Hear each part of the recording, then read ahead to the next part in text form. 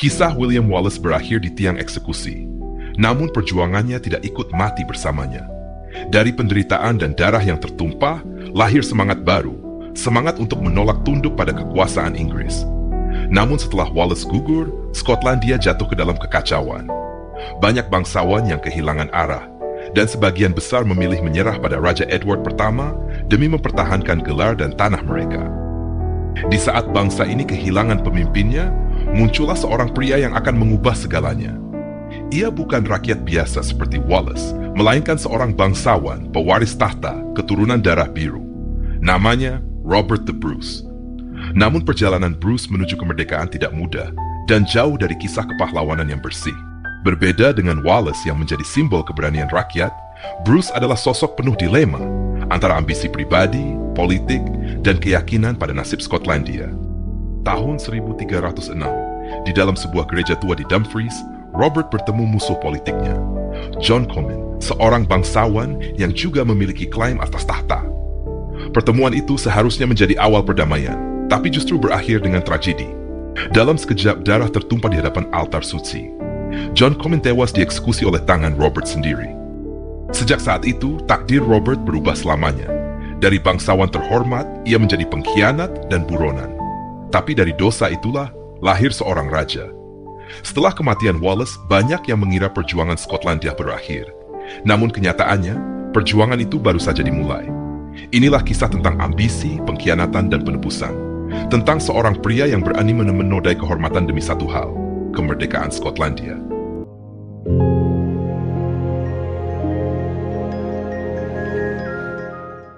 Tahun 1274, di sebuah kastil di pesisir barat Skotlandia, Turnberry Castle, lahirlah seorang bayi laki-laki dari keluarga bangsawan. Namanya Robert the Bruce, atau yang kelak dikenal sebagai Robert the Bruce. Ia terlahir di tengah masa yang tenang, tapi rapuh. Skotlandia saat itu belum memiliki raja yang kuat, dan bayang-bayang kekuasaan Inggris sudah mulai merambat dari selatan. Ayahnya, Robert the Bruce ke-6, adalah bangsawan terhormat penguasa Annandale. Ibunya, Marjorie, Countess of Carrick, seorang perempuan berwibawa yang dikenal berani dan cerdas. Dari ibunya, Robert mewarisi darah kerajaan Skotlandia. Dari ayahnya, ia mewarisi ambisi untuk berkuasa. Masa kecil Robert dihabiskan di antara dua dunia. Di istana, ia belajar bahasa Latin, sejarah, dan seni perang, seperti bangsawan Inggris lainnya. Tapi di luar tembok istana, ia mendengar lagu-lagu rakyat Gaelic, cerita para pejuang dataran tinggi, dan kisah-kisah lama tentang kebebasan. Kombinasi dua dunia inilah yang membentuknya. Seorang bangsawan yang berpikiran halus, tapi juga seorang prajurit yang bisa memimpin rakyat biasa. Namun masa damai itu tidak berlangsung lama. Ketika Raja Alexander III meninggal tanpa ahli waris, Skotlandia terperosok dalam krisis suksesi. Puluhan bangsawan mengklaim tahta, termasuk keluarga Bruce. Dan di antara perebutan kekuasaan itulah, Robert tumbuh menyaksikan bahwa politik bisa lebih berbahaya dari pedang.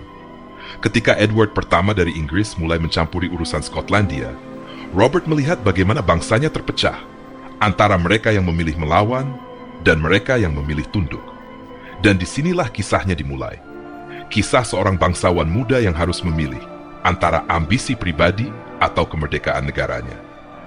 Inilah awal dari perjalanan panjang Robert the Bruce, dari seorang anak bangsawan di Turnberry, menjadi raja yang menebus dosa demi kebebasan Skotlandia. Tahun 1306, Skotlandia sudah terlalu lama berada di bawah bayang-bayang kekuasaan Inggris. William Wallace, simbol perlawanan rakyat, telah gugur di tiang eksekusi, tapi semangatnya tak ikut mati. Sementara itu, di antara para bangsawan, satu nama mulai kembali bergema, Robert the Bruce. Namun jalan menuju kebebasan tidak selalu ditempuh dengan kehormatan. Karena untuk menjadi raja, Bruce harus menyingkirkan musuh terbesarnya, sesama orang Skotlandia sendiri. Di sebuah gereja tua di kota Dumfries, Robert bertemu dengan John Comyn, bangsawan kuat dari keluarga yang juga mengincar tahta. Pertemuan itu seharusnya menjadi awal perdamaian. Tapi sejarah mencatat, justru disitulah dosa pertama seorang raja dimulai. Tak ada saksi yang tahu pasti siapa yang mulai lebih dulu. Tapi hanya beberapa detik kemudian, darah John Comyn mengalir di hadapan altar suci. Pembunuhan di rumah Tuhan mengguncang seluruh Skotlandia. Robert kini bukan lagi bangsawan, melainkan pembunuh, pengkhianat dan buronan Raja Inggris. Namun di balik perbuatannya yang kelam, tersembunyi tekad yang tak tergoyahkan. Beberapa minggu setelah insiden itu, Robert mendatangi kota Scone, tempat raja-raja Skotlandia dinobatkan sejak berabad-abad lamanya. Di sana, dengan dukungan para pendeta dan bangsawan yang masih setia, ia mengangkat dirinya menjadi Raja Skotlandia. Tanggal 25 Maret 1306, di hadapan rakyat yang masih diliputi ketakutan dan harapan, Robert the Bruce dinobatkan sebagai Raja Robert pertama. Namun gelar raja tidak langsung memberinya kekuasaan. Inggris tidak mengakui penobatan itu. Dan sebagian bangsawan Skotlandia sendiri masih menganggapnya pengkhianat. Beberapa bulan kemudian pasukannya dikalahkan di Methven. Bruce kehilangan banyak pengikut, keluarganya ditangkap, dan ia sendiri harus melarikan diri ke pelosok hutan dan pegunungan. Di sana, dalam pengasingan dan penderitaan, Robert merenungkan segalanya, dosa, kegagalan, dan tekadnya yang tersisa. Bagi banyak orang, inilah akhir dari Robert the Bruce, tapi tidak bagi dirinya. Hari-hari di sana berat dan sunyi. Tapi justru di dalam pengasingan itulah Robert belajar arti keteguhan yang sesungguhnya. Suatu malam, ia melihat seekor laba-laba yang berulang kali gagal membangun jaringnya. Setiap kali jatuh, laba-laba itu mencoba lagi, dan pada akhirnya ia berhasil. Robert the Bruce menatap binatang kecil itu, dan ia tersenyum karena ia menemukan makna di balik kegagalannya sendiri. Jika seekor laba-laba tidak menyerah, mengapa seorang raja harus berhenti berjuang? Dari gua pengasingannya, Robert mulai membangun kembali kekuatannya.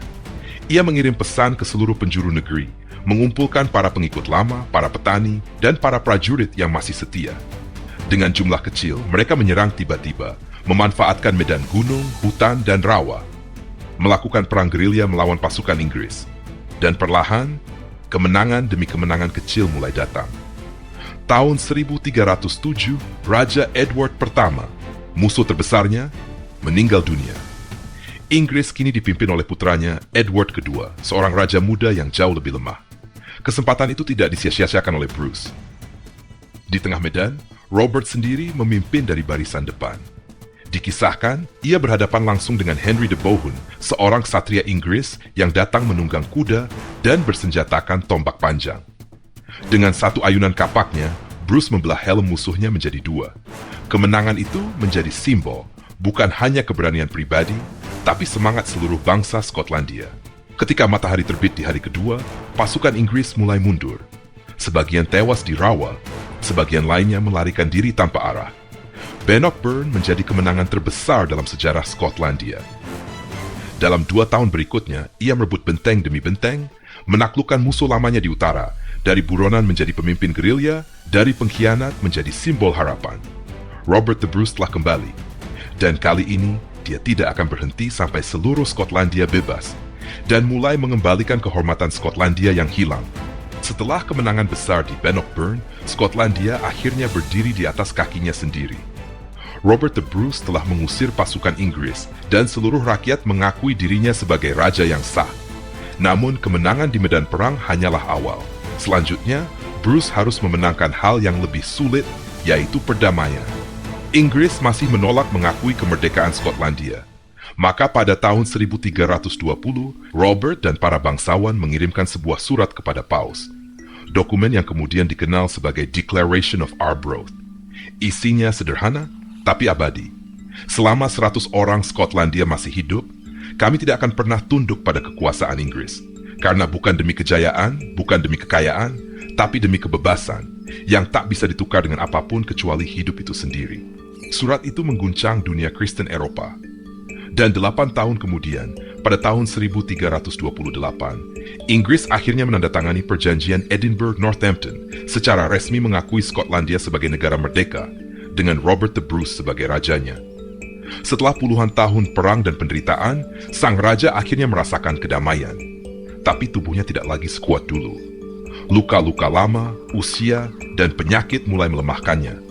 Bruce menghabiskan tahun-tahun terakhir hidupnya di istana sederhana di Cardross, di tepi sungai Clyde. Ia membangun kapal, berburu, dan berdoa. Namun bahkan di masa tuanya, ia masih memikirkan satu hal, Skotlandia. Sebelum wafat, Bruce berpesan agar setelah ia meninggal, jantungnya dibawa berziarah ke Tanah Suci sebagai simbol penebusan dan rasa syukurnya kepada Tuhan.